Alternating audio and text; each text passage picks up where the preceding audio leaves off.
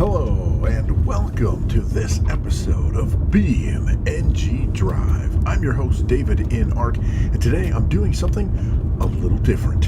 That's right, I recorded, as you can tell, I recorded just driving with my phone, just driving down the road. I covered several things. Right now we're in an SBR4 in the game. See what I'm doing here? I'm experimenting with keys and overlays and that kind of stuff. So right now I'm in the SBR4, but we're going to change over here in just a second. And I experimented with several vehicles.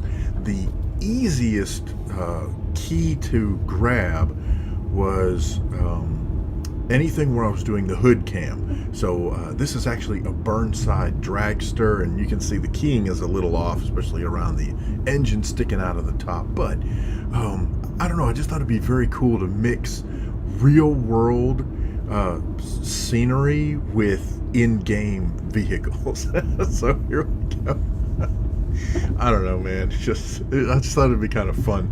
Some of it works, some of it doesn't. If you watch, you can actually see where some of the grid lines are. The vehicles themselves were recorded in just the simple grid because I basically wanted to have an open or pretty as plain background as I could, because I was putting in my own background. So here we're in the police car.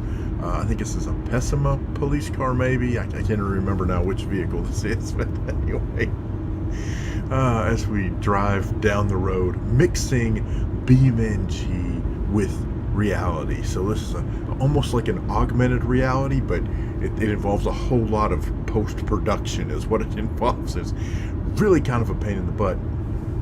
This is an ETK I don't know, something or other. Anyway, there you go. So, as we continue to drive down the road, but one of the things that eventually, here's a pigeon.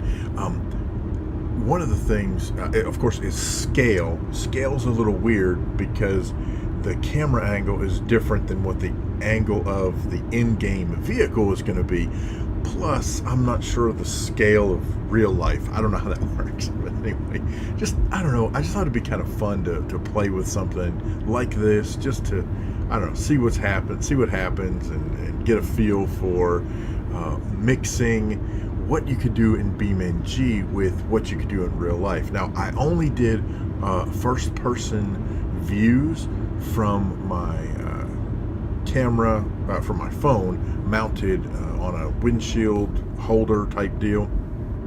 Now we're in a bolide, so one of the things I would love to do is have the camera set up on the side of the road and have vehicles go by, and have BeamNG vehicles go by. I don't know. I got to figure all that out. It's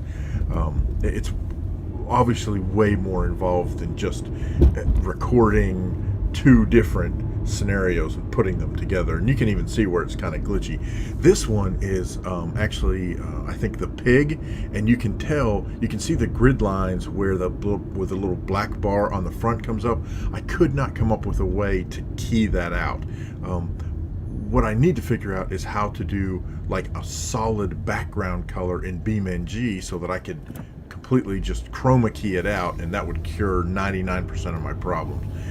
Instead, I had to actually grab something called a 16-point garbage mat and draw around the part I wanted to keep, and that way of the game, and then that way the background would kind of show through. So anyhow, I just thought this would be kind of fun. Most of these again are from the hood cam, but I did play around with some interiors so that it looked like we were inside the car, and some of them worked really well, especially in these types of vehicles where I had to zoom in, and so you can see where I'm only really using like the bottom third of the screen or whatever. I don't have to worry about a top section and all that.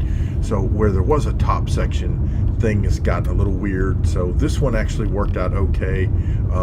I was able to sort of grab the top. You notice that it kind of lost the sun visors and definitely the rear view mirror.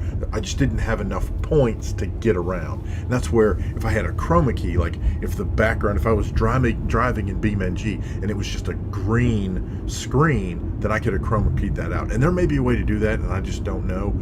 So again, I had to use like 16-point garbage matte. That's why on this one, all the way on the left-hand side, you can see where that white line is. That's where some of the matte overlapped and didn't quite work. But anyhow, I just thought that'd be kind of fun to do. So let me know what you think. Leave any questions, problems, suggestions, horror stories down in the comment section below. And thank you guys so much for watching.